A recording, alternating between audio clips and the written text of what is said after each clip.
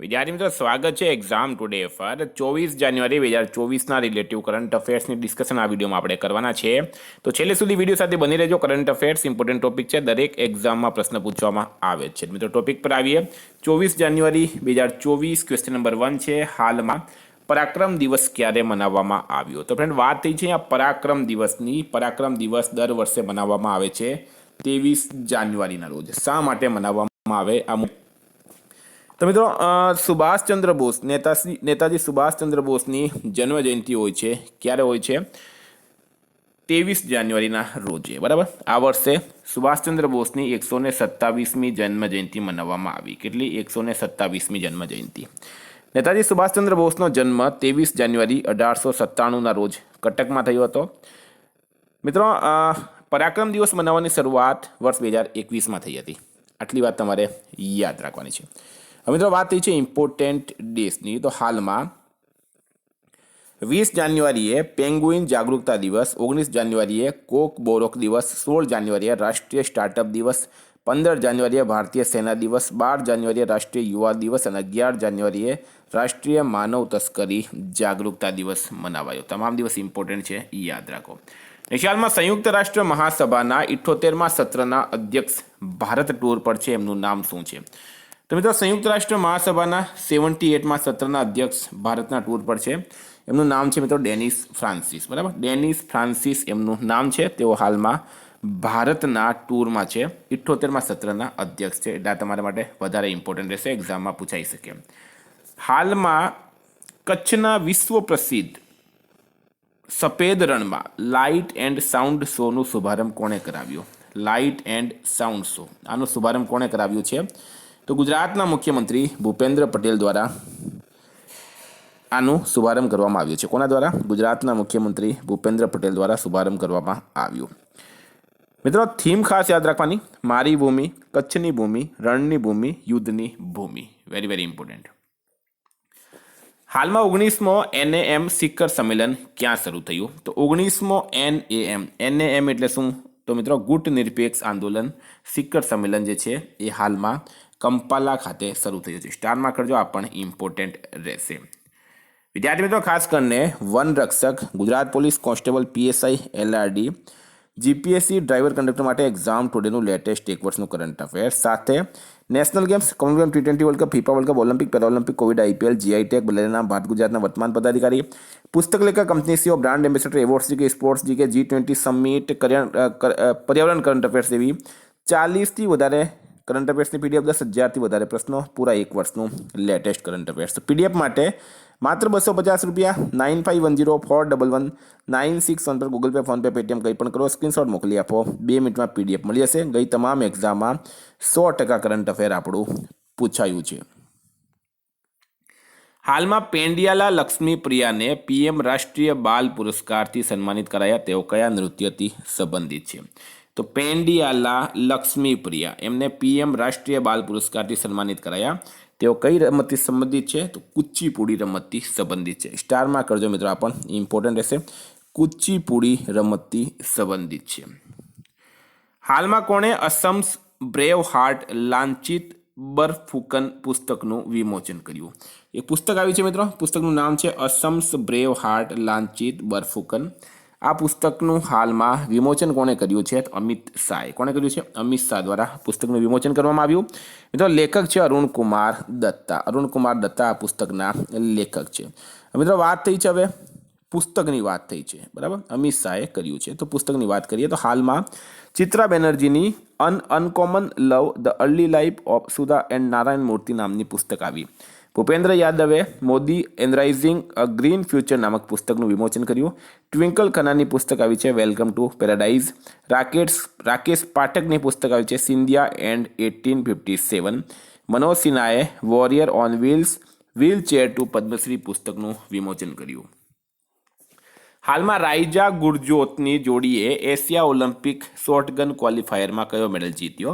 તો રાઇજા ગુરજોત આ જોડીએ એશિયા ઓલિમ્પિક શોર્ટગન ક્વોલિફાયરમાં મિત્રો હાલમાં બ્રોન્ઝ મેડલ જીત્યો છે. સ્ટારમાં કરજો, ઇમ્પોર્ટન્ટ રહેશે. હાલમાં કોણે દિલ્હીમાં ગાંવ ચલો અભિયાનની શરૂઆત કરી છે? તો દિલ્હીની અંદર ગાંવ ચલો અભિયાન એની શરૂઆત કોણે કરી છે? તો ફ્રેન્ડ JP નડ્ડા. ભારતીય જનતા પાર્ટીના અધ્યક્ષ છે, રાષ્ટ્રીય અધ્યક્ષ, એમણે દિલ્હીમાં ગાંવ ચલો અભિયાનની શરૂઆત કરી છે. હાલમાં કયા દેશે સ્વદેશી રીતે વિકસિત guided multi launch rocket system ફતા-2નું સફળતાપૂર્વક ફ્લાઇટ પરીક્ષણ કર્યું છે? ફતા-2 સ્વદેશી રીતે વિકસિત guided multi launch rocket system. Pakistan right answer થશે. પાકિસ્તાનની વાત કરીએ. પાકિસ્તાનનું કેપિટલ છે ઇસ્લામાબાદ. કરન્સી છે પાકિસ્તાનની રૂપિયા.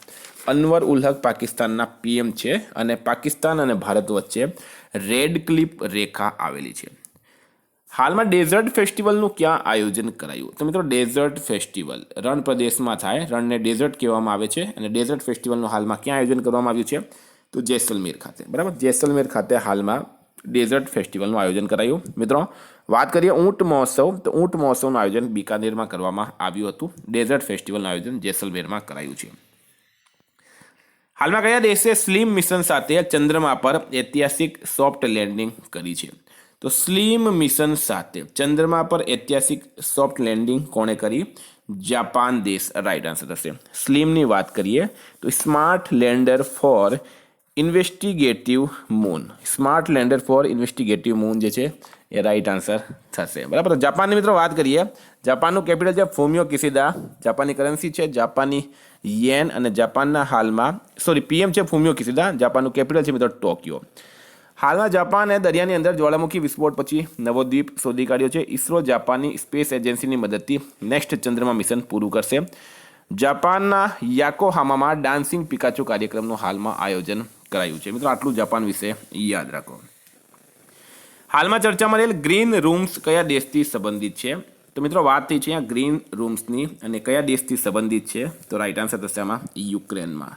તમને ખ્યાલ હશે હાલમાં રશિયા અને યુક્રેન વચ્ચે યુદ્ધ ચાલી રહ્યું છે અને યુએનડીપી અને ડેનમાર્ક સરકારે આ ગ્રીન રૂમ્સ લોન્ચ કર્યા. શા માટે લોન્ચ કર્યા? તો જે યુદ્ધથી પીડિત લોકો છે એમને પોલીસ અધિકારીઓ વચ્ચે વાતચીત કરવા માટે ગ્રીન રૂમ્સ જે છે એ યુએનડીપી અને ડેનમાર્ક સરકારે લોન્ચ કર્યા. તો યુક્રેન રાઈટ આન્સર છે મિત્રો. યુક્રેનની વાત કરીએ, યુક્રેનનું કેપિટલ છે,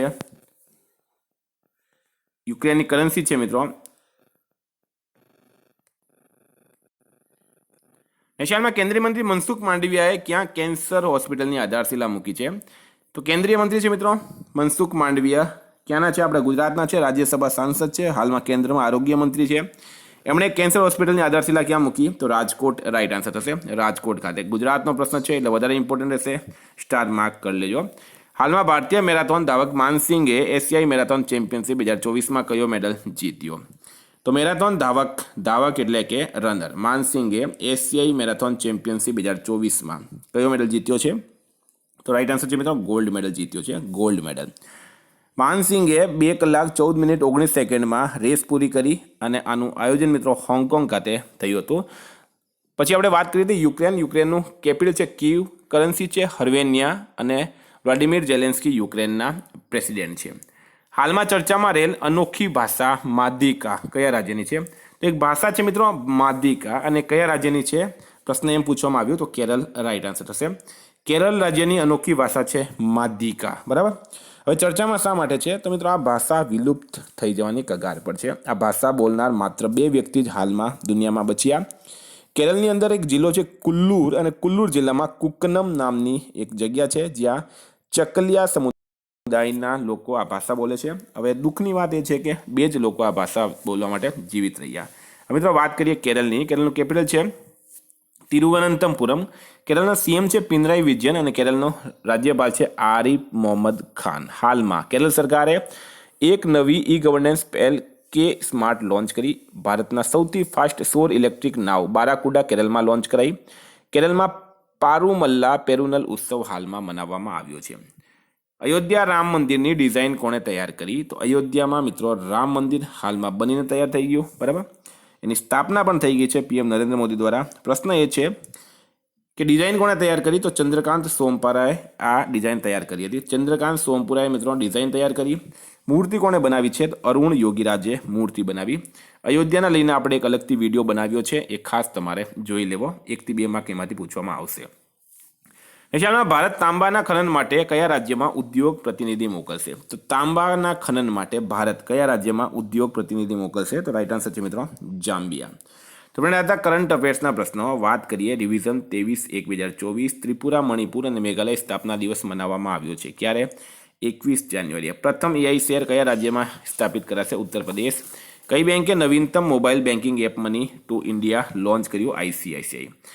હાલમાં આવેલ ફોર્બ્સની ગોલ્ડ રિઝર્વ રેન્કિંગમાં કોણ ટોપ પર રહ્યું છે? યુએસએ. કોણ આઈઆઈએસએફ 2023માં યુવા વૈજ્ઞાનિક સંમેલનનું ઉદ્ઘાટન કર્યું? કિરણ રિજિજુ. કોણે વર્લ્ડ ટ્રેડ સેન્ટર નવરોજી નગરમાં પોતાના કાર્યાલય સ્થાનનું ઉદ્ઘાટન કર્યું? અમિત શાહે.